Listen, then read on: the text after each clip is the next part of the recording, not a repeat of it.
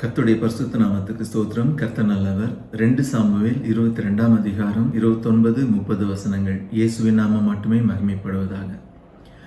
கர்த்தராகிய தேவரீர் என் விளக்காயிருக்கிறீர். கர்த்தர் என் இருளை வெளிச்சமாக்குகிறவர்.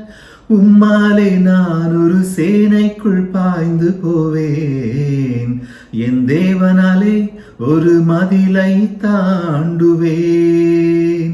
உம்மாலே நான் ஒரு சேனைக்குள் பாய்ந்து போவேன்.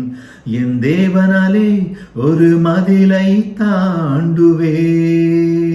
கர்த்தராகிய தேவரீர் என் விளக்காயிருக்கிறீர்.